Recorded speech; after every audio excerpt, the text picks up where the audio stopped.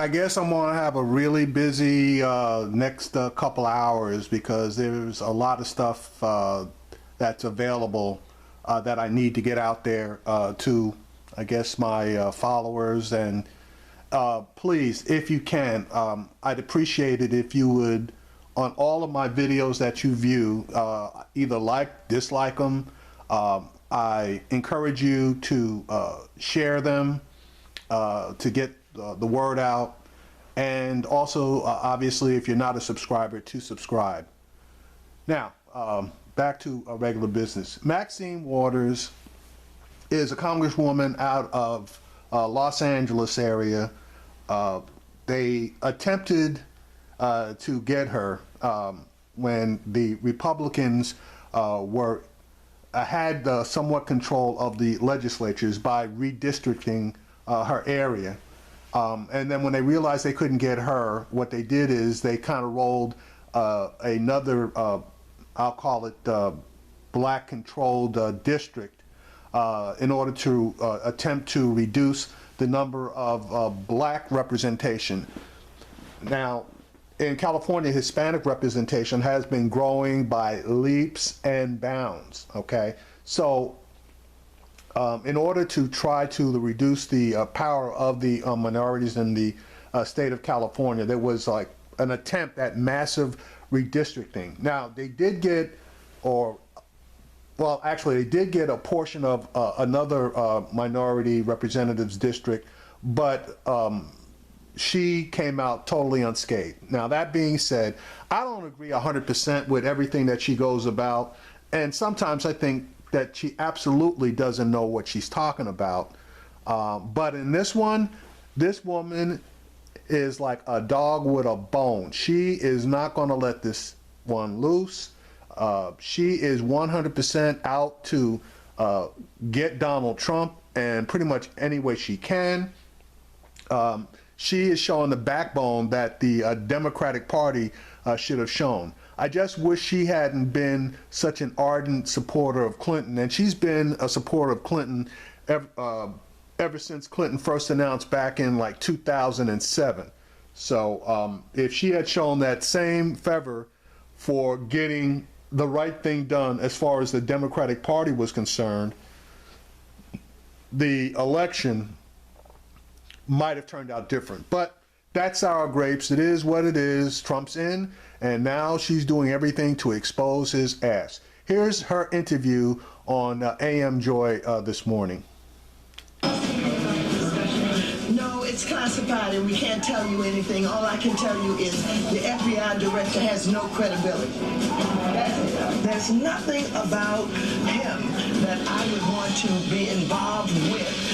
And certainly the inauguration is a way of welcoming in someone to the presidency and honoring them and respecting them. I don't honor him, I don't respect him, and I don't want to be involved with him. I hope that, you know, this man and who he is, what he's done, the way that he's defined himself, the way that he's acting, I am hoping that we're able to reveal all of this. And my greatest desire is to lead him right into impeachment. As the beleaguered Democratic Party finally seems to be finding its will to fight, one congresswoman has never backed down. And joining me now is the representative from California's great 43rd District, Congresswoman Maxine Waters. Good morning. Being here. It's great to be with you. Delighted. So it feels like the rest of the Democratic Party is catching up with you. Yes. You have always had this fighting spirit. Your style is to say, nope, this is it, straight no chaser. Right. But the Democratic Party seems to be coming your way. What happened? I think so. Well, I think they're beginning to understand that there have been so many lies, so many distortions by this president that something is wrong, something is there. They've been made believers, yeah. You know? As a woman in politics, were you surprised, unpleasantly so likely because you're a Democrat, that there wasn't more fire in American women, particularly white women, right, for a woman president, and that now there is this intense fire that really is being led in large part by women? Well, I participated in the march in Washington, D.C., and I was thrilled And the women there were thrilled. I don't know what happened during the campaign. We didn't see that kind of enthusiasm, but they have turned out in large numbers now. They're not going to go away, and they're providing the leadership in opposing this president. And I have to get your thoughts on the moral march that you just saw in North Carolina. I mean, 80,000 people are estimated to have showed up. So this movement is not just here in places like California. This is all over the country. No, but they've had some leadership in North Carolina where they've had these moral Mondays that have been going on for some time around the issues in that state. And so now, people have caught up with them, and it's just exploded. But California, I think, is seen by a lot of people as the leader of the resistance. Why is California so unique in the way that it is standing up to this president? Because it's full-throated. Well, we are a progressive state, and you saw what happened during the campaign. We came out big for Hillary Clinton. There was no question about where we stood, and California's like that. As a matter of fact, the legislature now has organized to resist Trump. In the state of California. No matter what's going on in the rest of the country, we've decided that we're not going to be victims of his initiatives. We're not going to take his executive orders. We're not going to sit down while he's running over this country. Yes, we're going to provide the leadership. And you have gone all the way there, talking and using the I word with Donald Trump about impeachment. Do you stand by that, and what would he be impeached for, in your view? Well, yes, I have led in talking about impeachment. And some people say, well, it's too early for that. It's never too early if you understand how dangerous this man really is. I do believe that there is a connection between the Ukraine and Donald Trump and, of course, Russia. I think that he colluded with Putin during the election and that hacking and everything that took place. I think that it's there. We just have to dig deeper, do the investigation, and find it. I want to give you a chance to listen to Sean Spicer, the spokesman for the president, the press secretary, responding to your use of the I word. And this was Sean Spicer's response when he was asked about it this week. Yes. Just a quick question. Any response to the calls for impeachment by Representative Maxine Waters? No. Hunter Walker. I mean, I would just say, look, it is... The president is doing everything he can to move this country forward, and I think whether it's the Democrats in the Senate who are trying to stall these nominees or these little political stunts on the House side, the bottom line is I think by and large you see the support that the president is receiving for his policies throughout the country. What do you think? Well, nobody takes him seriously anyway. As a matter of fact, Saturday Night Live really did portray him just about as he is. I mean, he is an embarrassment even to Trump. And so I don't know how long he's going to last, but let's have fun with him while he's there. Oh my goodness. Do you think that, in all seriousness, I mean, when a lot of conservatives or Republicans who reluctantly voted for Donald Trump, but they said to me, well, the checks and balances will make sure that anything doesn't go completely off the rails. Congress thus far, at least the Republican side of Congress, has not shown much inclination to use its power to check this president. Do you see any sign in the House leadership, the Republican leadership, that at some point they will have a line in the sand where they will maybe not join you in saying you should be impeached, but at least say, you know what, we're going to rein him in? I do. I know that many of them have been hesitant because he is the president. They don't really want to cross him too soon. But let me tell you, keep your eye on John McCain. Watch what John McCain and Lindsey are doing. They're going to dig deep in their investigations. They have already indicated that they wanted tougher sanctions on Russia. This president came into this office saying that he wanted to lift the sanctions on Russia. Well, from time to time, he backs up, he changes. We don't really know, but I do know that John McCain is fixed on him and Russia and this issue of what he was doing during our elections and the DNC, the hacking and all of that. So I'm very optimistic that they're not going to let him go as far as he thinks he may go. As a matter of fact, the other thing that I'm relying on is, even though I don't agree with them sometimes, because they're conservative, I'm very progressive, they're very patriotic.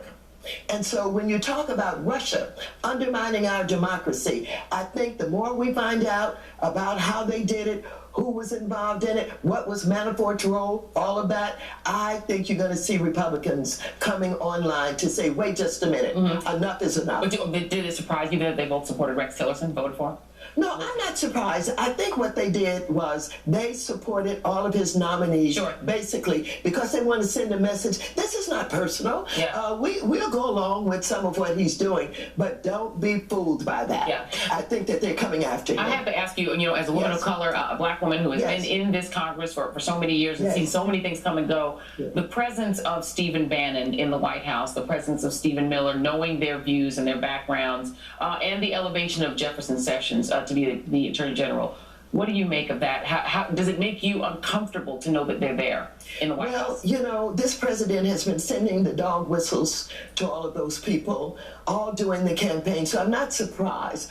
Of course, I'm uncomfortable, but this is a fight that many of us have had to have throughout our careers and throughout our lives, and so we're not going to back up.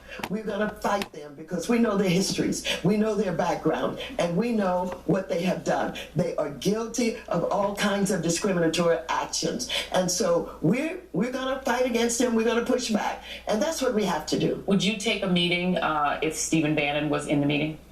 I don't think so. I know I'm not prepared to meet with the White House or any of his cabinet at this point.